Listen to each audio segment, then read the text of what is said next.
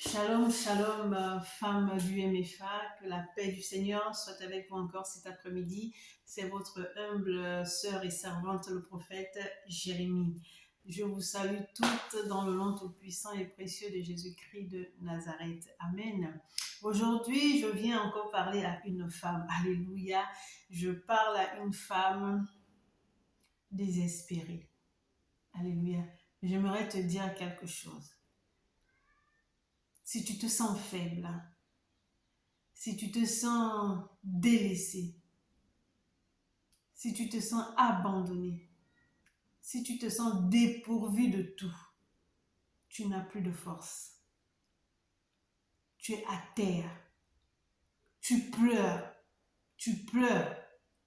J'aimerais te dire cet après-midi que arrête de pleurer. Je ne cesserai de te le dire, femme, parce que tu es trop précieuse aux yeux de Dieu. Tu as une grande mission sur cette terre. Tu n'es pas venue occuper la terre inutilement. Alléluia. Alors tu dois te relever. Tu dois te dire, ça suffit. J'ai assez pleuré. Dieu t'aime tellement qu'il ne veut pas te voir dans cette situation. Si tu sens que tu ne peux plus, que tu es fatigué, bien-aimé, va dans la parole de Dieu. Regarde ce que nous dit Ésaïe 40 au verset 31. Regarde ce que la parole de Dieu te dit. Mais ceux qui se confient en l'Éternel renouvellent leur force. Ils prennent leur envol comme les aigles. Ils courent et ne se lassent point. Ils marchent et ne se fatiguent point. Alors, femme, d'où puises-tu ta force? Si c'est en l'Éternel, c'est ce que la parole de Dieu te dit dans Ésaïe 40, 31. Que ceux qui se confient en l'Éternel retrouvent leur force, renouvellent leur force. Ils prennent leur envol comme une aigle. Tu veux prendre un envol, ton envol comme une aigle, femme, confie-toi en l'Éternel. Confie-toi en l'Éternel. Ne sois pas cette femme qui est là tout le temps en train de pleurer. Ne sois pas cette femme qui est là tout le temps en train de se poser des questions qui n'ont pas de réponse. Alléluia. Tu te fatigues toi-même. Alléluia. Femme, tu as été abusée moralement. Tu as été abusée sexuellement. Tu as été abusée émotionnellement. Tu as été abusée physiquement. Cela ne fait pas de toi une femme sans valeur. Dis-toi une chose, que ces abus ont un but. Est-ce que c'est facile d'avoir été abusé? C'est facile de supporter ce genre de choses? Non. Mais cela ne doit pas te décourager. Tu as pleuré parce que tu as subi ça. Tu t'es dit, pour qui on va me prendre? Les gens ont profité de ta faiblesse. Ont profité de toi. Ils en ont fait de toi ce qu'ils ont voulu. Mais ce n'est pas une fin en soi. Ce n'est pas une fin en soi. Amen. Tu es trop précieuse aux yeux de Dieu. Tu es trop précieuse aux yeux de Dieu. Lorsque je parle à une femme, ça me fait mal. Pourquoi ça me fait mal? C'est parce que je vois des femmes qui ont des capacités, mais qui ne se lèvent pas, qui ne parlent pas, qui ferment leur bouche. Pourquoi? Parce qu'elles se disent, est-ce qu'on va m'écouter? Vu ce que j'ai subi, est-ce que les gens me croient? Mais tu n'en as rien à faire de ce que les gens te croient ou ne te croient pas. Toi, pour te libérer, il faut parler. Pour libérer les autres femmes, il faut parler. Tu es trop précieuse, tu as trop de qualités. Dieu t'a doté des dons, mais pas possible. Tu es une source de bénédiction, femme. Beaucoup de femmes seront bénies au travers de toi.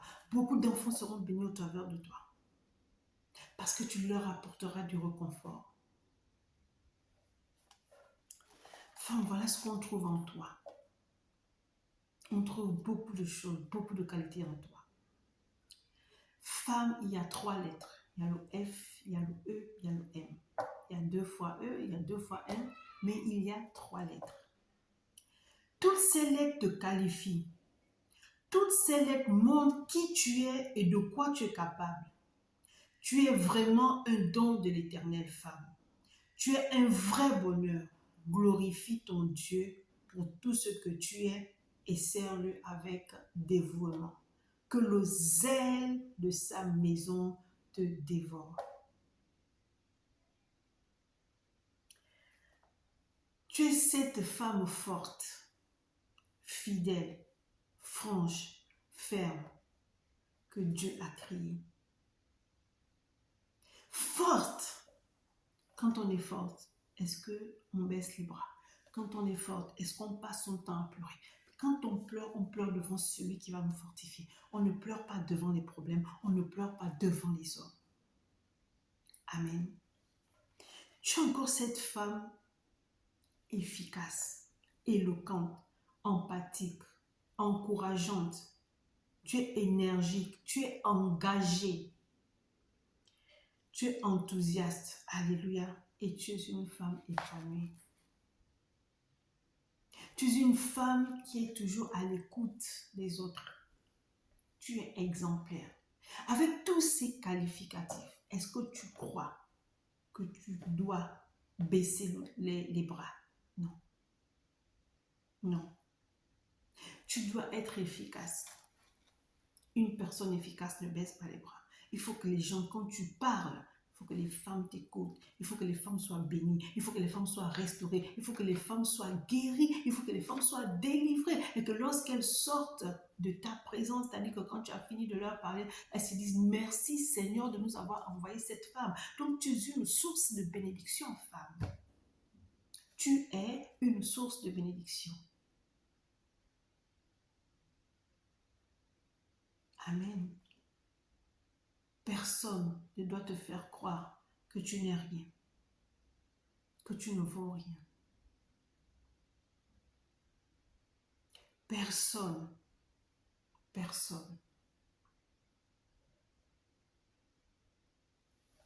Femme, tu es une mère. Tu es une mère. Dieu ne t'a pas rendu stérile. Tu as accouché. De ton ventre sont sortis des enfants de la promesse. Non seulement tu as mis au monde des enfants, mais on t'appelle aussi maman. Pourquoi? Parce que tu es toujours à l'écoute des gens. Parce que tu es une femme gentille. Parce que tu es une femme qui sait prendre soin des autres. Que ce soit tes enfants ou non. Voilà pourquoi beaucoup d'enfants t'appelleront maman.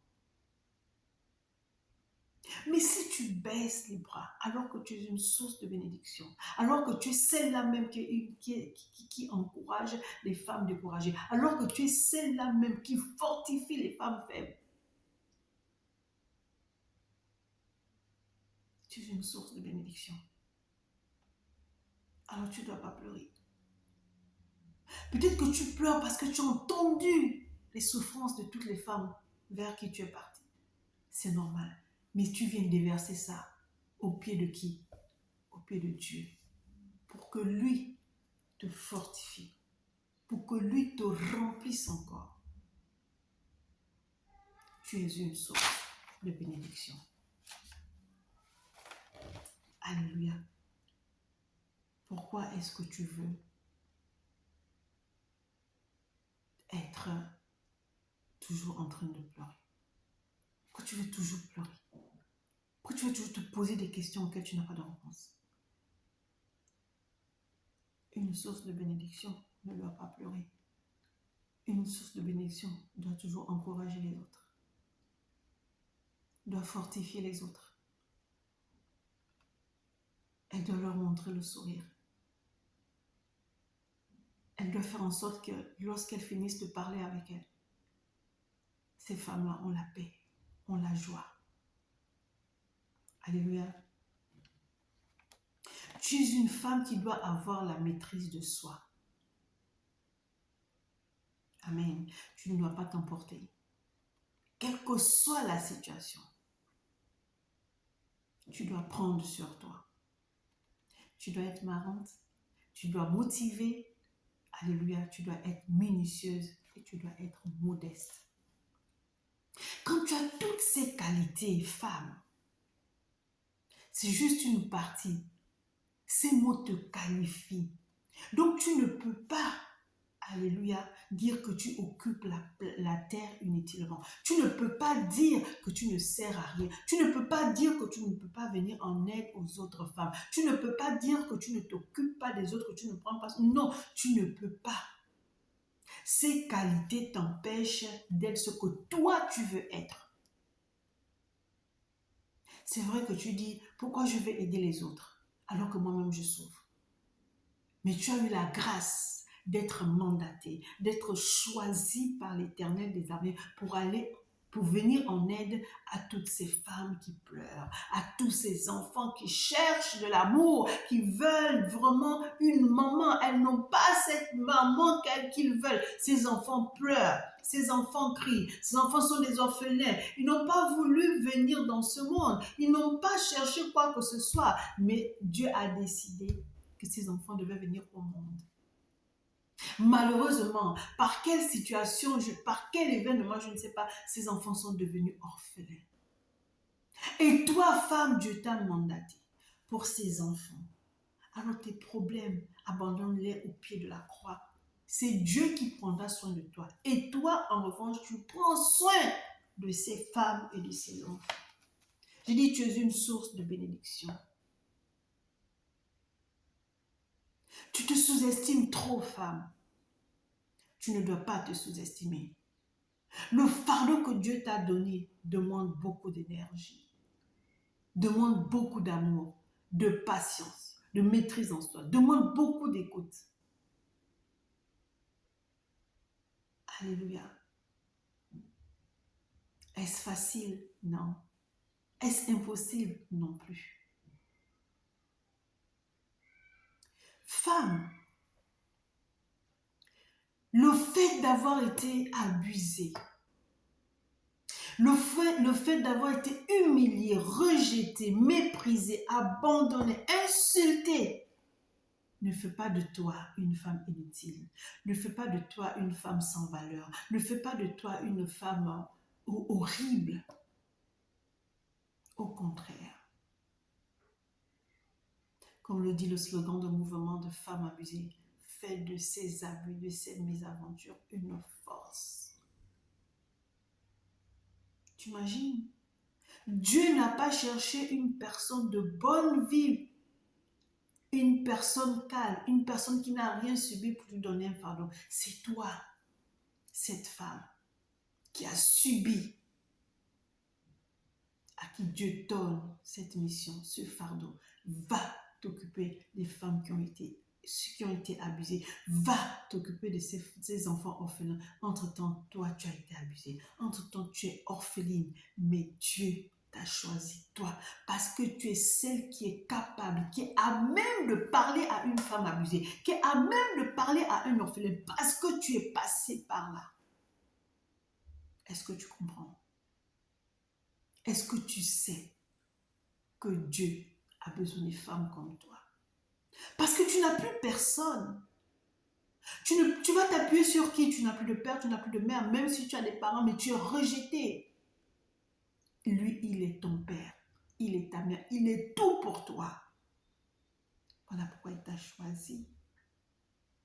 Alors tu dois t'appuyer sur lui. Tu n'as plus de force. Tu vas dans Isaïe 40, verset 31. Tu n'as plus de force. Loue ton Dieu, adore-le, mais ne pleure pas.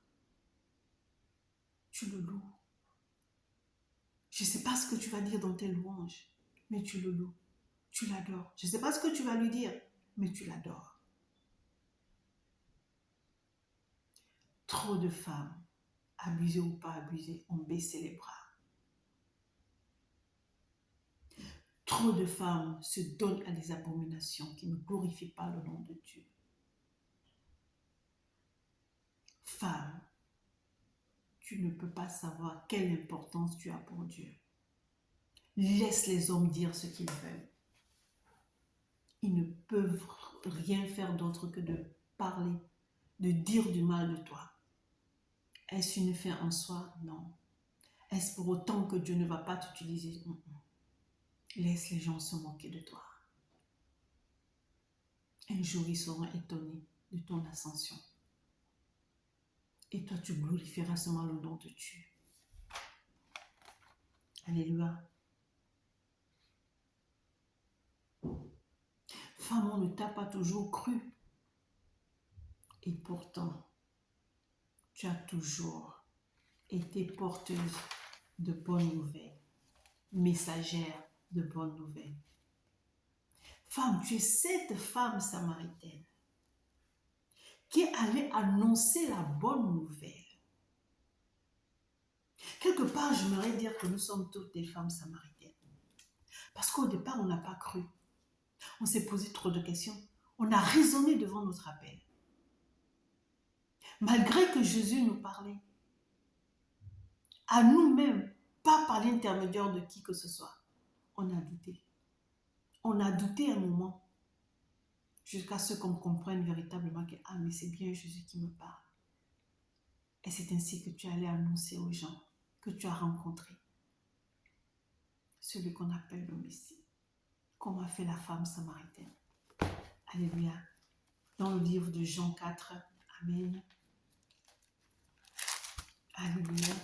Jean 4, à partir du verset 28 au verset 29, je vais lire la parole de Dieu, juste une portion de l'écriture. La parole de Dieu dit ceci. La femme samaritaine a déposé sa cruche quand elle a vu que vraiment c'était le Messie.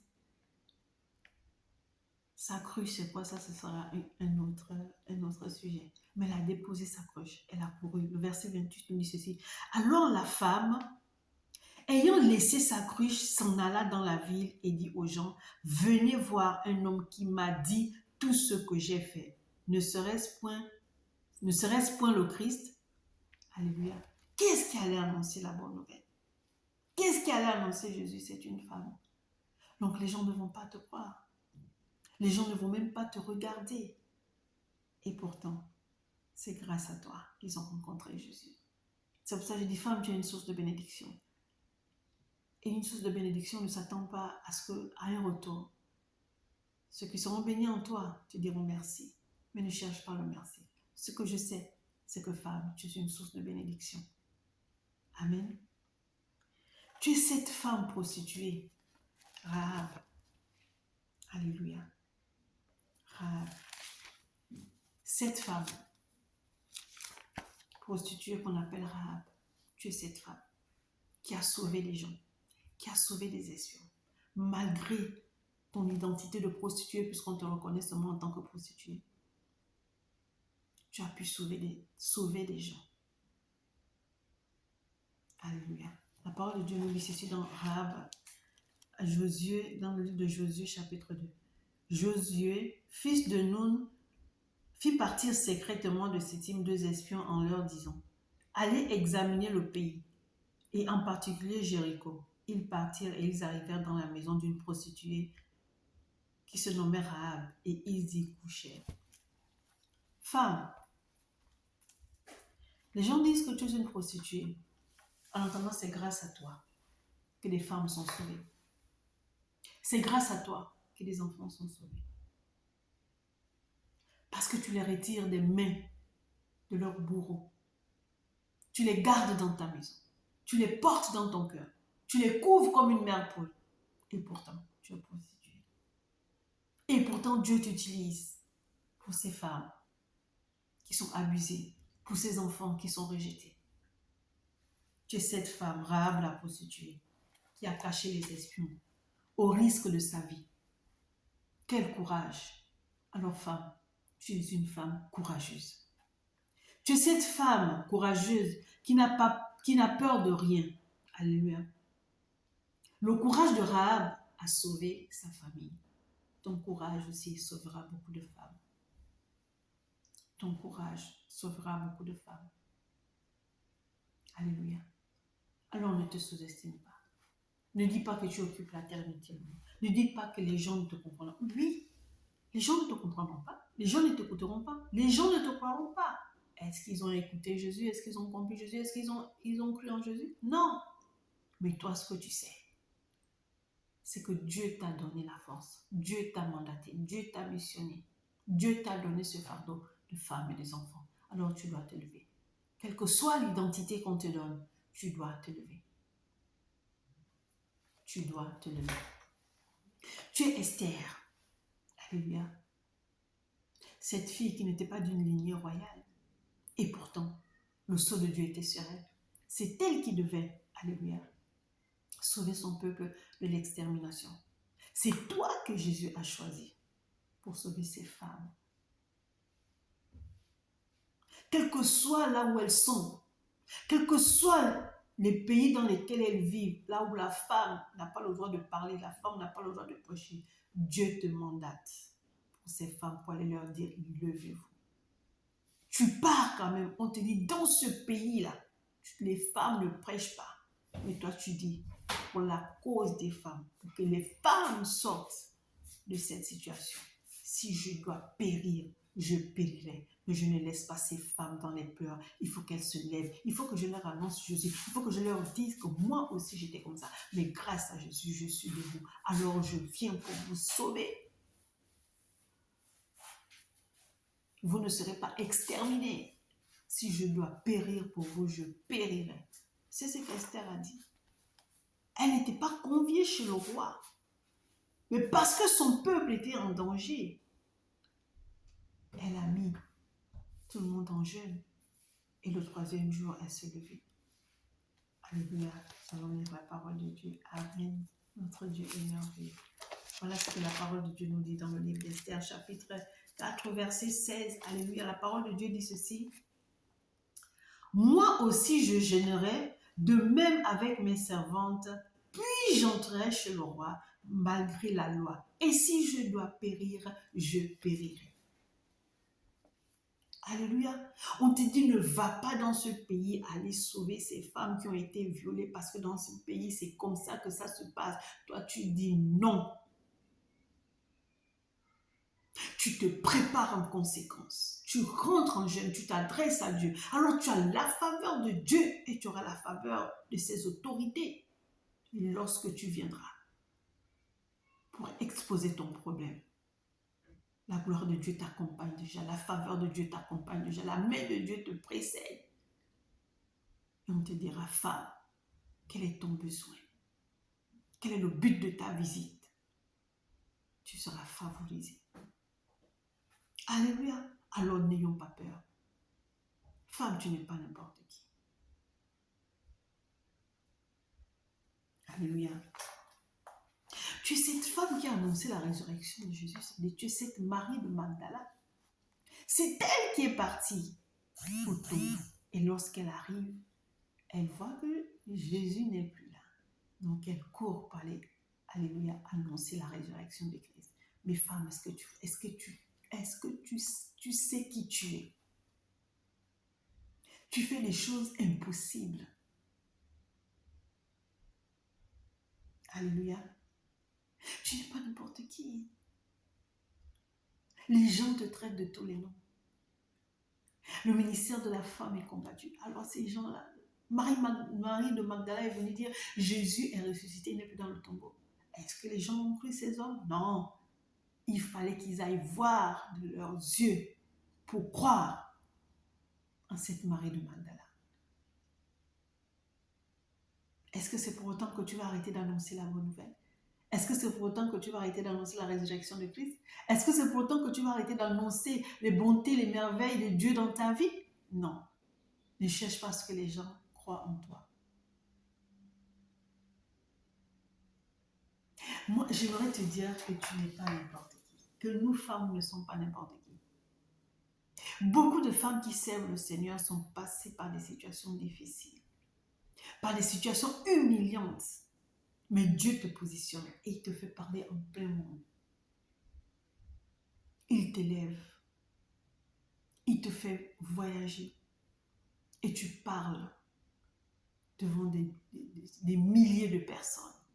Et pourtant, tu es cette femme humiliée. Tu as été cette femme abusée. Tu as été cette femme rejetée au sein même de ta famille. On n'a pas cru en toi. Mais Dieu a cru en toi. Tu es sa créature. Donc pour Dieu, tu es une créature merveilleuse. Parce que tout ce qu'il fait, il le fait à merveille. Femme, tu es une source de bénédiction. Les femmes ont besoin de toi. Les enfants ont besoin de toi. Si tu dois périr, tu périras. Même si avant tu étais prostituée et que c'est toujours ce nom-là qu'on te donne, cette identité qui est collée à toi, si tu dois sauver des gens, si tu dois cacher des gens, pour ton bonheur à toi aussi, pour que toi tu sois sauvé, parce que Rahab, alléluia, a sauvé, a caché ces gens, qui a dit le jour où vous allez prendre le pays, épargnez-moi. Non seulement moi et toute ma famille. Parce que tu auras fait du bien aux gens. Dieu se souviendra de ça. Si dans ton pays, les gens, tout le monde doit mourir, toi tu seras épargné avec ta famille. Que les dires des gens ne t'enlèvent pas cette bonté en toi, quel que soit ce que tu es. Alléluia. Alors femme, quel est ton problème? Pourquoi malgré que Dieu t'a parlé, tu es toujours en train de pleurer? Pourquoi? Lève-toi. Lève-toi. Lève-toi, femme. Lève-toi, femme. Dis, Seigneur, me voici. Je suis là, Seigneur. Fais de moi ce que tu veux. Envoie-moi où tu veux. Quelle est ta volonté dans ma vie, Seigneur? Je suis née pour te servir. Sans toi, je ne suis rien. Sans toi, je ne peux rien. Alors je te dis oui pour la mission que tu me donnes. Parce que je sais, Seigneur, que lorsque tu envoies, tu équipes. Je ne suis pas seule. Tu es avec moi. C'est toi qui me fortifie. Comme disait l'apôtre Paul, je puis tout par celui qui me fortifie. Femme, toute seule, tu ne peux rien faire. Alors tu dois t'abandonner à Dieu. Ta force, tu la puises en lui. Arrête de pleurer. Les pleurs n'arrangeront rien. Quand tu finiras de pleurer, le problème sera toujours là. Adresse-toi à celui qui solutionne tous les problèmes. Adresse-toi à celui à qui rien n'est impossible. Ton Créateur. Ton Créateur. C'est lui qui t'a donné ce mandat. C'est lui qui t'a donné ce fardeau. Alors à qui dois-tu t'adresser lorsque tu te sens faible, lorsque tu te sens rejeté, lorsque tu te sens abandonné? À qui tu dois crier? À Dieu. Non seulement il entendra tes cris, mais il trouvera la solution. Voilà pourquoi, femme, je t'interdis. Je me permets de te l'interdire. Arrête de pleurer. Tu pleures dans le secret, au pied de ton Père. Parce que tu es fatigué, parce que tu es vidé, alors il va te fortifier. Et tu prendras ton envol comme l'aigle.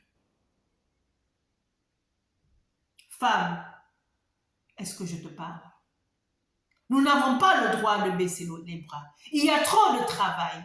Il y a trop de travail. Nous avons eu la grâce d'avoir été choisis par l'Éternel des armées. Nous avons eu la grâce d'avoir été mandatés pour ces missions nobles. Alors nous n'avons pas besoin de baisser les bras. Parce qu'il y a des femmes qui pleurent. Il y a des femmes qui ont besoin d'être réconfortées. Il y a des femmes qui cherchent des sources de bénédiction. Et tu es cette source de bénédiction. Alors femme, arrête de pleurer.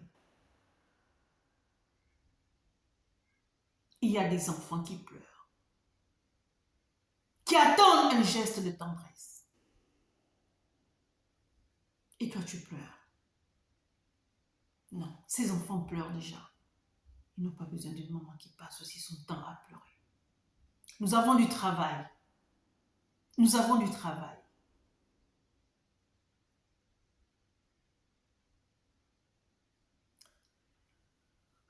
Seigneur Dieu de gloire, ce que je te demande ce soir, c'est que fortifie cette femme qui est en train de pleurer, qui malgré ses messages, n'arrête pas de pleurer.